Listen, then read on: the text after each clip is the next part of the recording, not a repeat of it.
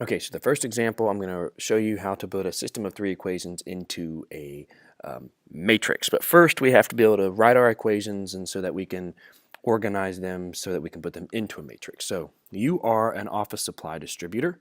You have a budget of $7,200 for 80 office chairs.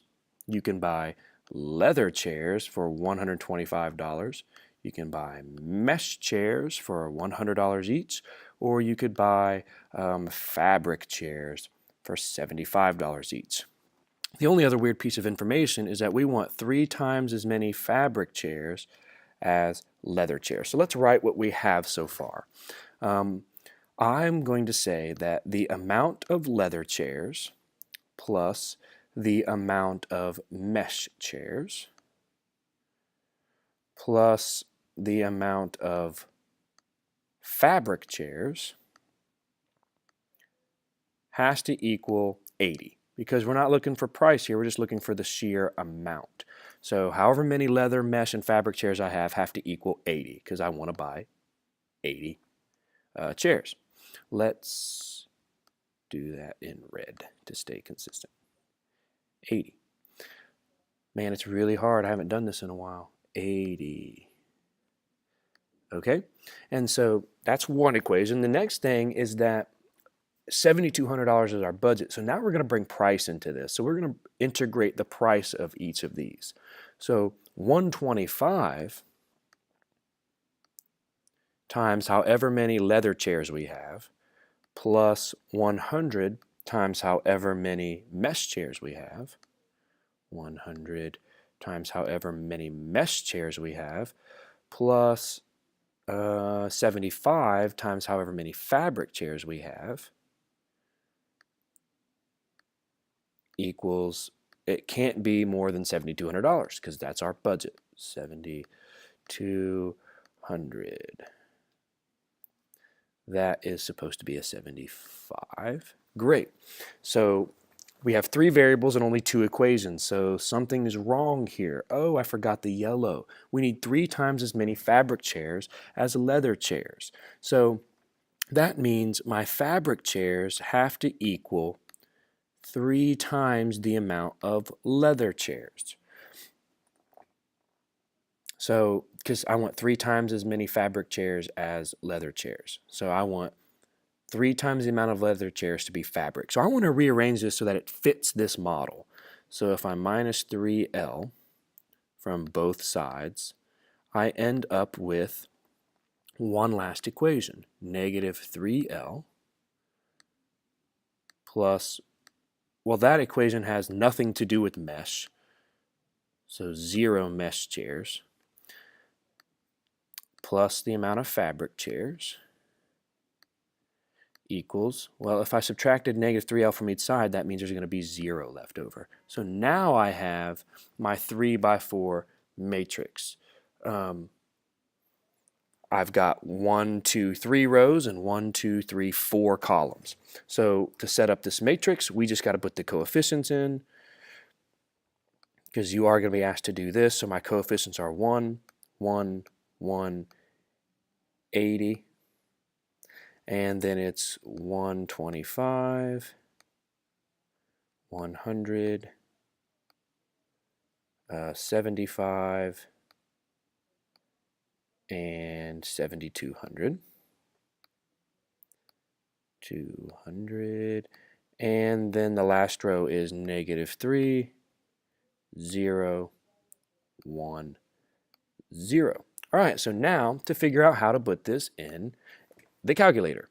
Bring up your calculator. You go to matrix, which is second x to the negative 1. You go over to edit, pick a matrix, edit it. This is a 3-row by 4 column matrix, so 3 by 4. Then we enter those coefficients, 1, 1, 180, 125, 100, 75, and 7,200, and then negative 3, 0, 1, 0. Enter. So now I have my matrix, so I quit and go back to my home screen. I go back into matrix, so second x to the negative 1, go over to math, and I go to option B, which is row reduction echelon formation, RREF.